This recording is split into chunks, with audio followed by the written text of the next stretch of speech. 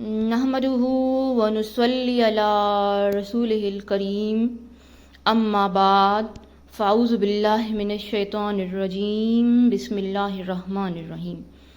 علی وقار سقوط دہلی، مغل بادشاہ کی جلا وطنی، مغل شہزادوں کی المناک موت کے مناظر، ہندوؤں کی دوغلی پالیسی، مسلمانوں کی معاشی و تعلیمی پستی، سیاسی یتیمی، انتشار، بے یقینی، بدگمانی و لاچاری کے بعد 1906 میں آل انڈیا مسلم لیگ کا قیام، 1913 میں امن کے سفیر قائد اعظم محمد علی جناح کی اس میں شمولیت، سازشوں کے طوفان میں مسلمانوں کی ڈولتی ناؤ کے لیے ایک نحیف سا کنارہ ثابت ہوئی، جسے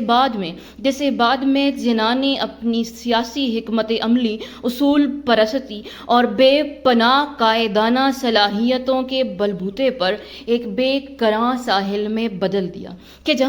جہاں تمام مسلمان لا الہ الا اللہ کے مضبوط رشتے سے جوڑ کر ایک ہی پرچم تلے جمع ہوئے اور دشمن کی ہر یلغار کا مقابلہ کرتے رہے۔ یہ ساحل ان کی پہچان بن گیا۔ یہاں انہوں نے اس سبز ہلالی پرچم کو لہراتے ہوئے یہ اعلان کیا کہ پاکستان کا مطلب کیا، لا الہ الا اللہ۔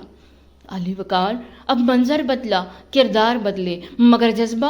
جذبہ وہی تھا اور سرزمین بھی وہی تھی۔ بزدل دشمن نے 18-19 سال بعد رات کی تاریکی میں لاہور پر قبضے کا خواب دیکھ کر یلغار کی۔ علی وقار اب نہ قائد اعظم تھے اور نہ ہی قائد ملت، مگر یہاں ایمان، اتحاد اور تنظیم محاذ جنگ پر عزیز بھٹی کی قیادت میں اپنا آپ اس پاک سرزمین پر نچھاور کر رہے تھے۔ تبھی علی وقار تبھی تو دشمن کا خواب دیوانے کا خواب ثابت ہوا اور رسوائی اور ہزیمت اس کا مقدر ٹھہری، اور ثابت ہوا کہ پاکستان ہمیشہ زندہ باد۔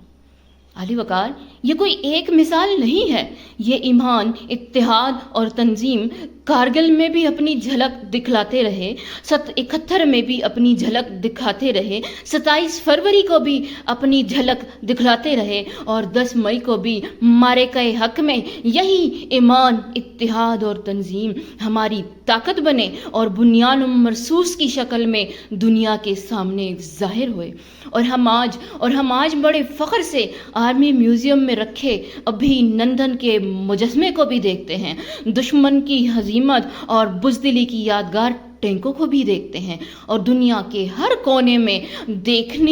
دکھائی اور دیکھنے جانے والی بھارتی جہازوں کے ملبے کی تصاویر کو بھی دیکھتے ہیں، اور دیکھ کر یہ کہتے ہیں کہ پاکستان ہمیشہ زندہ باد۔ علی وقار پاکستان کسی شخصی نظریے کا نام نہیں، بلکہ ایک قومی سوچ، قومی نظریے، بے مثال عقیدت، بے نظیر وفا اور شوق شہادت کا دوسرا نام ہے، جسے دنیا کی کوئی طاقت مٹا نہیں سکتی۔ علی وقار آج ان ہرے جھنڈوں کی بہار میں ہم سب کی یہاں امن و اتحاد سے موجودگی اس بات کا سب سے بڑا ثبوت ہے کہ پاکستان ہمیشہ زندہ باد تھا، پاکستان ہمیشہ زندہ باد ہے اور پاکستان ہمیشہ زندہ باد رہے گا۔ والسلام۔